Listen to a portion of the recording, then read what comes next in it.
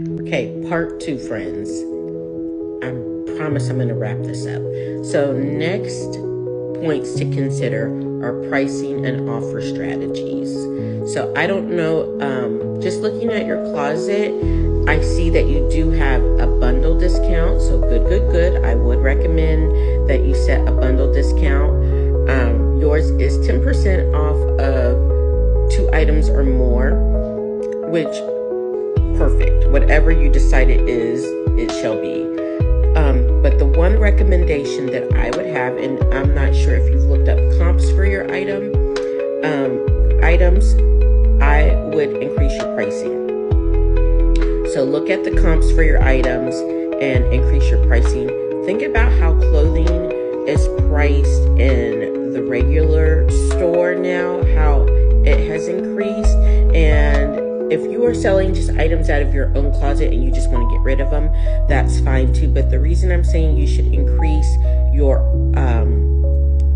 pricing is because I feel like it's a little bit on the lower end, but also I don't feel like you have room for offers or shipping discounts, which if you choose, you want to have those things in your arsenal as a seller to move things. If you start at the very, very lowest price point, then you are not going to have room to negotiate. Also, let me go back to my notes. I took notes, girl. You're like, girl, do you not have any other hobbies? Actually, no. So let's see.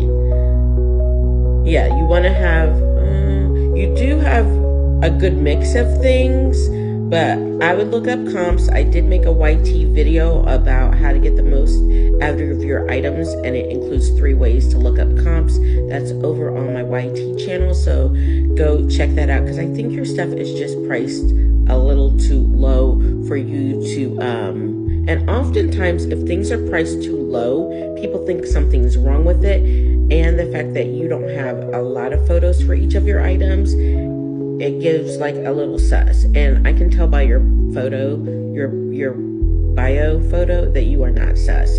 So you want to make sure that pricing is gives you room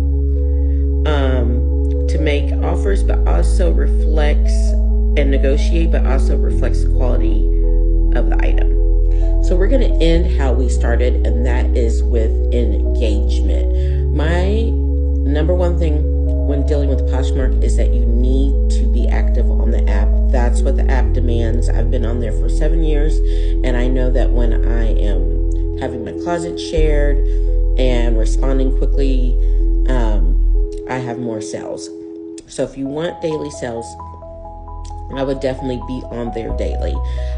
Also, when I think back to when I started getting consistent daily sales, I was at about 300 quality listings. So I would edit the listings that you have, make sure all of your titles are popping, make sure all of your photos have a consistent background, and make sure all of your pricing is on point. Okay.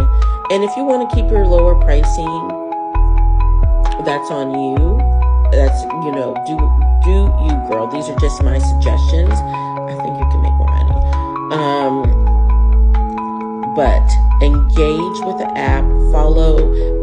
You could probably do it by hand. I don't know how much time you have, because you are a stay-at-home mom, and I know that the day can quickly get away from you when you are working at home.